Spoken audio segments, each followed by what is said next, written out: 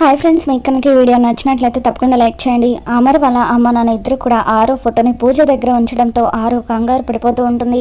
ఇక వెంటనే లాన్లో ఉన్న గుప్తా దగ్గరికి వచ్చి, గుప్తా గారు, మా అత్తయ్య నా ఫోటోని పూజ దగ్గర పెట్టారు. ఇప్పుడు కనుక మిస్ అమ్మ ఆ ఫోటో చూస్తే నేను ఆత్మనన్న విషయం బాగీకి తెలిసిపోతుంది. ప్లీజ్ గుప్తా గారు, ఎలాగైనా సరే ఆ ఫోటోని మీరే అక్కడి నుండి తీసేయాలని చెప్పి అంటూ ఉంటే, ప్రతిసారి ఇంతే బాలిక, నువ్వేమో సమస్యలు తీసుకువస్తావు, నేనేమో ఆ సమస్యలు తీర్చుకుంటూ రావాలి, నా వల్ల కాదు అని చెప్పి గుప్తా అంటూ ఉంటే, ప్లీజ్ గుప్తా గారు అని చెప్పి ఆరు బతిమలాడుతూ ఉంటుంది. మరోవైపు మనోహరి బయటకు వచ్చి చూసేసరికి హాల్ అంతా కూడా డెకరేట్ చేసి ఉంటుంది. ఇక దాంతో మనోహరి, ఏంటంటే ఈరోజు ఏదైనా విశేషమా, ఎందుకు ఇలా డెకరేట్ చేశారు అని చెప్పి అడుగుతూ ఉంటే, ప్రతి సంవత్సరం ఆరు మంగళగౌరి వ్రతం చేస్తుంది కదా, ఈ సంవత్సరం ఆరు బదులుగా మిస్ అమ్మ మంగళగౌరి వ్రతం చేస్తుంది అని చెప్పి అమర్ వాళ్ళ అమ్మగారు అంటూ ఉంటారు. ఇక దాంతో మనోహరి, ఆ ఆరు చచ్చినా కూడా వీళ్ళు మాత్రం దాన్ని పట్టుకుని ఇంకా వేలాడుతూనే ఉన్నారు, దాని జ్ఞాపకాలను మాత్రం వీళ్ళు మర్చిపోవడం లేదు అని చెప్పి ఆ ఆరుని దూరం చేసినంత సులువుగా మిస్ అమ్మను ఈ ఇంటి నుండి వెళ్ళగొట్టలేకపోతున్నాను అని చెప్పి మనోహరి మనసులో అనుకుంటూ ఉంటుంది. ఇక సడన్గా ఎదురుగా చూసేసరికి ఆరు ఫోటో హాల్లో పెట్టి ఉంటుంది. ఎందుకంటే ఇప్పుడు ఈ ఫోటోని హాల్లో పెట్టారు అని చెప్పి మనోహరి అంటూ ఉంటే, ఆరు మన మధ్య లేకపోయినా కూడా కనీసం తన ఫోటో ఉంటేనైనా మన మధ్య ఉందనే ఫీలింగ్ వస్తుంది కదమ్మా, అందుకే ఈ ఫోటో అక్కడ పెట్టానని చెప్పి నిర్మలమ్మ అంటూ ఉంటుంది. ఆంటీ, ఎందుకో పూజలో ఆరు ఫోటో ఉండడం శుభసూచకం కాదని నా మనసుకి అనిపిస్తుంది, చనిపోయిన వారి ఫోటో ఇక్కడ ఎందుకు ఆంటీ అని చెప్పి మనోహరి అంటూ ఉంటే, ఇక అప్పుడు అమర్ వాళ్ళ నాన్నగారు ఒక్కసారిగా మనోహరి అంటూ గట్టిగా అరుస్తారు. చూడు మనోహరి, ఆరు చనిపోయినా కూడా మన అందరి మధ్య ఇంకా బతికే ఉంది, తను మన అందరి మనసుల్లో కలకాలం ఉంటుంది అని చెప్పి ఇంకొకసారి ఆరు గురించి అలా తప్పుగా మాట్లాడొద్దు. అయినా ఆరు దేవతతో సమానం, తను ఈ ఇంటి దేవత, ఈ ఇంటి దేవత ఫోటో ఇప్పుడు పూజలు ఉంటే తప్పేంటి అని చెప్పి అలా ఆరు వాళ్ళ నాన్నగారు మనోహరి మీద మండిపడుతూ ఉంటారు. అది కాదు అంకుల్, నేను ఎందుకు చెబుతున్నానంటే అని చెప్పి మనోహరి చెబుతూ ఉంటే, నువ్వు ఇంకేం మాట్లాడొద్దమ్మా, మా కోడలి ఫోటో మా ఇష్టం, మేము ఎక్కడైనా పెట్టుకుంటాం, నువ్వు ఈ రోజంతా కూడా కాస్త సైలెంట్గా ఉంటే బెటర్ అని చెప్పి అమర్ వాళ్ళ నాన్నగారు మనోహరి మీద మండిపడుతూ ఉంటారు.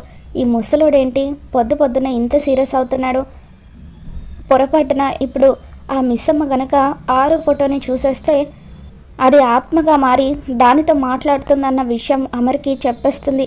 అదే కనుక జరిగితే అన్ని నిజాలు బయటకు వస్తాయి, ఇకప్పుడు నేను ఈ ఇంట్లో ఉండడం అస్సలు కుదరదు అని చెప్పి మనోహరి టెన్షన్ పడుతూ ఇక అలా గుమ్మం వైపు చూసేసరికి బాగి అప్పుడే ముత్తైదుల్ని తీసుకుని ఇంట్లోకి వస్తూ ఉంటుంది. ఈ బాగి ఏంటి వచ్చేసింది, ఇప్పుడు ఎలా ఏం చేయాలి అని చెప్పి ఇక అలా గుమ్మం దగ్గర నిలబడి మనోహరి అటు ఇటు తిరుగుతూ ఉంటుంది. ఇక బాగి రావడం గమనించిన ఆరు, అయ్యో గుప్తా గారు, బాగి వచ్చేస్తుంది, ఇప్పుడు ఎలా, నా ఫోటో అక్కడే ఉండిపోయింది కదా అని చెప్పి ఆరు అంటూ ఉంటే, అప్పుడు గుప్తా, ఎలా రాసిపెట్టి ఉంటే అలా జరుగుతుంది బాలిక, జరగబోయేదాన్ని నేను మార్చలేను, నువ్వు కూడా వీక్షించుడు తప్పితే ఏమి చేయలేవు అని గుప్తా అంటూ ఉంటాడు. ఇక దాంతో ఆరు టెన్షన్గా అటు ఇటు తిరుగుతూ ఉంటే, అప్పుడు బాగి గుమ్మం దగ్గర నిలబడి ఉన్న ఆరుతో, అక్క ఏంటక్క అలా గుమ్మం దగ్గరే నిలబడ్డారు, లోపలికి పదండి అని చెప్పి అంటూ ఉంటుంది. ఇక అప్పుడు మనోహరి కూడా గుమ్మం దగ్గరే నిలబడ్డంతో, ఇదేంటి ఈ మిస్సమ్మ ఈరోజు నన్ను అంత రెస్పెక్ట్గా పిలుస్తుంది, ఓహో ఇంతకు ముందు కూడా వాళ్ళ నాన్నగారు నన్ను కూడా పెద్ద కూతురని అనుకున్నారు కదా, అందుకే ఈ మిస్సమ్మ ఈరోజు అందరూ ఉన్నారు కాబట్టి నన్ను అక్క అని పిలుస్తుంది అనుకుంటా అని చెప్పి సరే సరే అని చెప్పి లోపలికి వస్తుంది. ఇక ఆరు కూడా బాగి తనని పిలుస్తూ ఉండడంతో లోపలికి వచ్చి తన ఫోటోకి అడ్డుగా నిలబడుతుంది.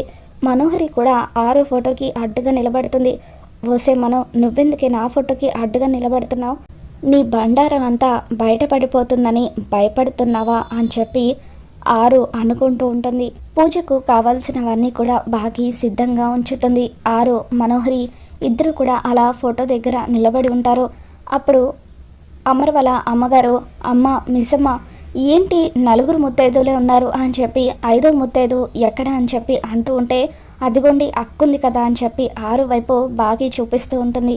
ఇకప్పుడు అమర్ వాళ్ళ అమ్మగారు మనోహరిని చూసి, ఆ రోజు గుడిలో పంతులు గారు మనోహరిని ముత్తైదు అని చెప్పి కండువా కట్టమని చెప్పారు కదా, అందుకే ఇప్పుడు మనోహరిని కూడా ముత్తైదు అంటుందా అని చెప్పి అమర్ వాళ్ళ అమ్మగారు ఆలోచిస్తూ ఉంటారు.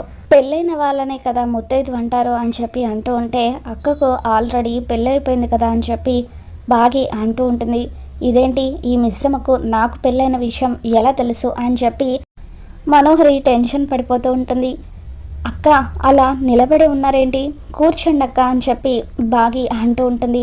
దాంతో ఆరు, నేను ఫోటో చూడకూడదని అడ్డుగా నిలబడితే కూర్చోమంటున్నావు మిస్ అమ్మ, ఒకవేళ నేను కనుక కూర్చుంటే అప్పుడు నువ్వు నా ఫోటోని చూసేస్తావు, నా ఫోటోని చూసి నిజాన్ని తట్టుకునే శక్తి నీ గుండెకు లేదు మిస్ అమ్మ అని చెప్పి ఆరు అనుకుంటూ ఉంటుంది.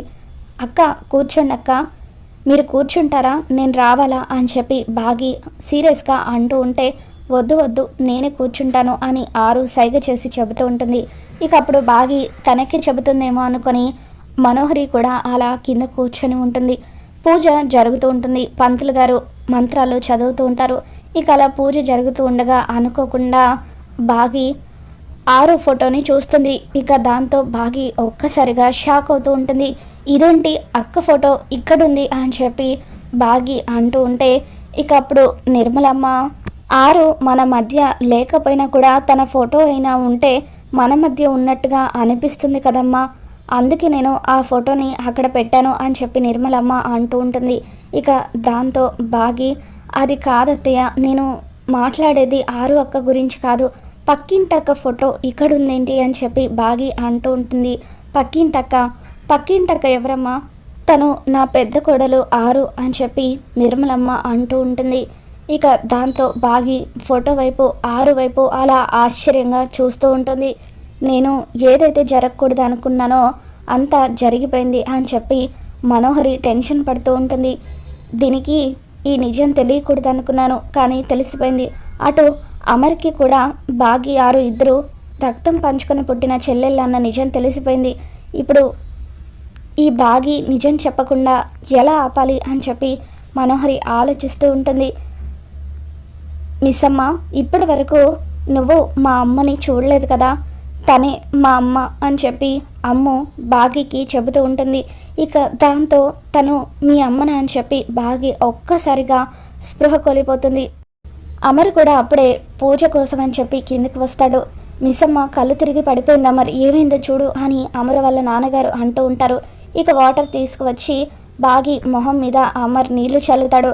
ఇక ఆరు, నేను ఇక్కడ ఉంటే ప్రమాదం అనుకొని అలా బయటకు వచ్చేసి, గుప్తా గారు బాగి నా ఫోటో చూసేసింది గుప్తా గారు, ఇప్పుడు ఎలా ఏం చేయాలి అని అంటూ ఉంటే, చెప్పాను కదా బాలిక, ఎలా రాసిపెట్టి ఉంటే అలా జరుగుతుంది, అందుకే నిన్ను ఇక్కడ ఉండొద్దు, మా లోకానికి వెళ్ళిపోదామని చెప్పాను, కానీ నువ్వే నా మాట వినలేదు, ఇప్పుడు చూడు నీ ఉనికి నీ కుటుంబానికి తెలియబోతుంది అని చెప్పి గుప్తా అంటూ ఉంటాడు.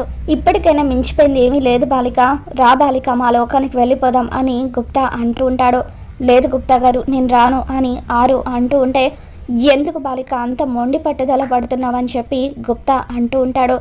ఆ మనోహరి నుండి నా కుటుంబాన్ని శాశ్వతంగా రక్షించుకునేంత వరకు నేను ఇక్కడే ఉంటాను, నా ఉనికి నా కుటుంబానికి తెలిసినా పర్వాలేదు అని చెప్పి ఆరు అంటూ ఉంటుంది. మరోవైపు అమర్ నీళ్లు చల్లడంతో బాగి స్పృహలోకి వస్తుంది. ఏమైంది మిస్ అమ్మ, ఎందుకు అంత సడన్గా కళ్ళు తిరిగి పడిపోయావని చెప్పి అమర్ అడుగుతూ ఉంటాడు.